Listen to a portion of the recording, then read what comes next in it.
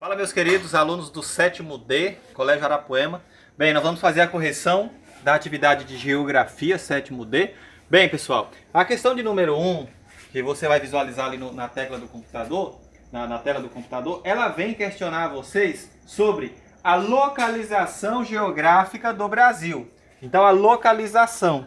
Onde o Brasil está localizado? Veja bem, nós fizemos uma aula debaixo do pé de manga e vocês trabalharam comigo a questão da localização. Bem, nós temos então os hemisférios oriental, né? Oriental, e temos o hemisfério ocidental. Vocês viram comigo que o Brasil está no ocidente, né? Então o Brasil ele está localizado a oeste, né? Então o Brasil está localizado a oeste do principal meridiano, que é o meridiano de Greenwich, né? Meridiano de Greenwich, vocês viram comigo. O meridiano de Greenwich, ele parte a Terra ao meio em oriental e ocidental. Então, o meridiano de Greenwich, né? Vocês vão acompanhar comigo. O Brasil está localizado na parte ocidental e cerca de 93% do território brasileiro localiza-se no hemisfério sul. Veja bem, o hemisfério sul, onde você vai ter a principal linha que vai cortar a Terra ao meio, a linha do Equador. Então a linha do Equador vai dividir a Terra em hemisfério norte e hemisfério sul. Então você vai colocar o seguinte: o Brasil está localizado totalmente no ocidente e cerca de 93% do seu território localiza-se no hemisfério sul do planeta Terra. Na questão de número 2, ela vem perguntando o seguinte para você. Ela vem perguntando sobre os diferentes fusos horários do Brasil. Veja bem, o Brasil ele tem 4 diferentes fusos horários. O primeiro fuso horário ele está localizado em Fernando de Noronha e parte do Nordeste. O segundo fuso horário é o fuso horário de Brasília, o fuso horário oficial do nosso país, onde está localizado nossa cidade de Campinorte. O terceiro fuso horário é o fuso horário que pega os estados do norte. E o último fuso horário que nós temos é o fuso horário do Acre, né? Então, o Acre ele está cerca de 2 horas antes do nosso horário oficial de Brasília. Se, por exemplo, se for agora 3 horas da tarde em Campinorte, será cerca de 1 hora da tarde no Acre. Ou seja, quando você vai na direção oeste, você vai reduzindo as horas. Professor, explica melhor essa situação aí que eu ainda não entendi. Veja bem, é como se nós pegássemos a Terra, ela executa um círculo perfeito. Você sabe que todo ângulo circular, ele tem um contorno de 360 graus. Se é 360 graus, você divide pela quantidade de horas que nós temos num dia. Então, 360, isso é matemático, viu?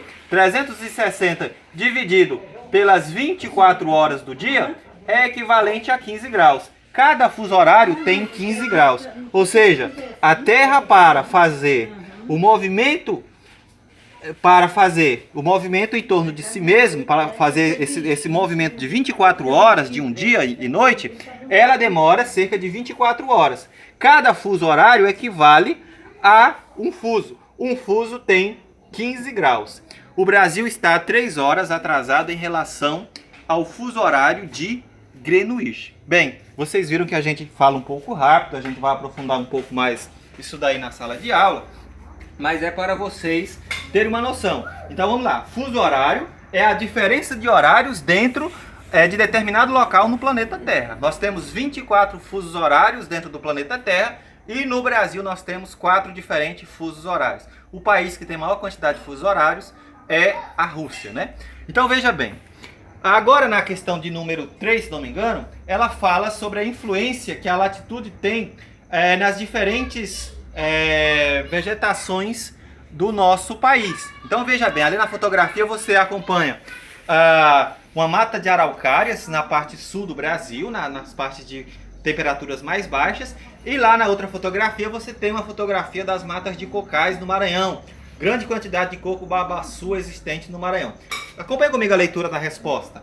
Assim, enquanto no sul do Brasil está localizada a zona temperada, encontra-se as paisagens que predominam a vegetação que se adaptam a temperaturas mais baixas. Nas porções norte e nordeste, localiza a zona tropical. encontramos maior número de formações vegetais adaptadas a climas mais quentes.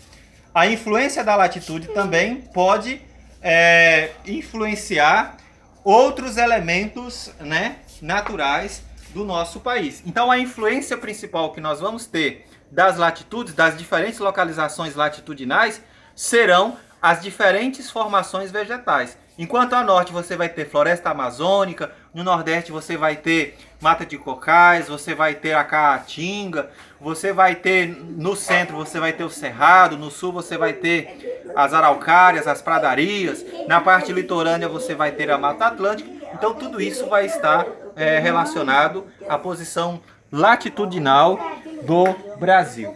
Veja bem, depois vocês vão responder a questão de número 4, que vem falar sobre os 4 pontos extremos do Brasil. Veja bem, os 4 pontos extremos do Brasil que nós vamos ter são esses aqui, ó. Então vamos lá. Arroio Chuí, no sul. Arroio Chuí. Nós vamos ter a Ponta do Seixas no nordeste. Ponta do Seixas, né? Aqui no norte, em Roraima, nós vamos ter a Serra da Contamana. Não, desculpa, perdoe. Monte Caburaí. E aqui na porção oeste nós vamos ter a nascente do rio Moa, né? Oi. Então a nascente do rio Moa. Depois, na questão de número 4, fala para você também da seguinte questão. Fala para vocês colocarem o nome das linhas imaginárias que circundam a Terra. Acompanha comigo aqui, pessoal. Acompanha comigo. Veja bem. Então nós temos 6 diferentes linhas imaginárias que circundam a Terra. São elas. Acompanha aqui comigo no desenho, né? Olha aqui. Então nós temos, olha, linha do Equador. Linha do Equador. Uma outra questão que é difícil para vocês colocarem na cabeça.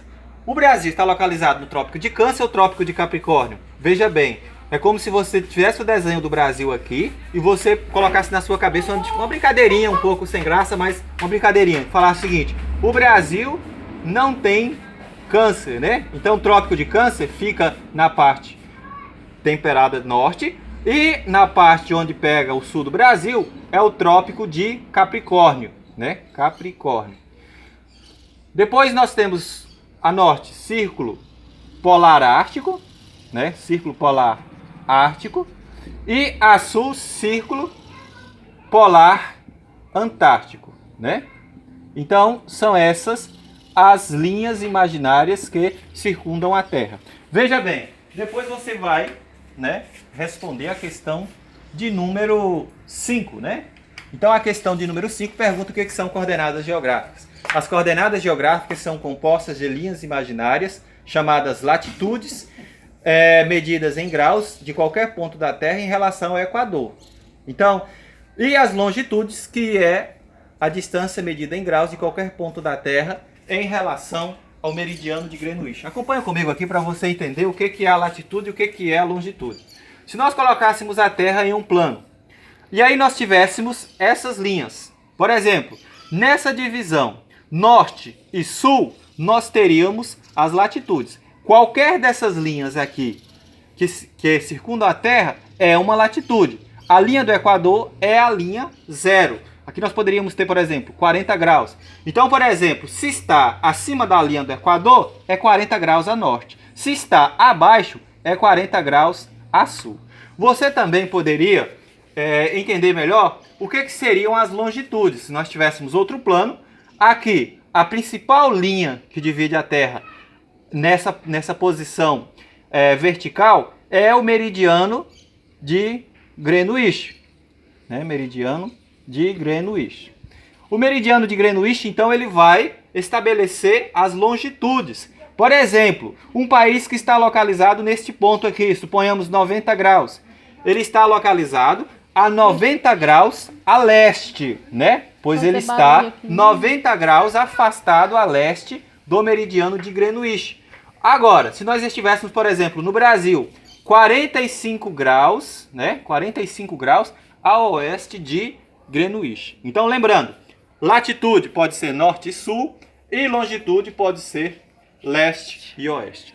Um forte abraço a vocês. Fiquem com Deus. Valeu.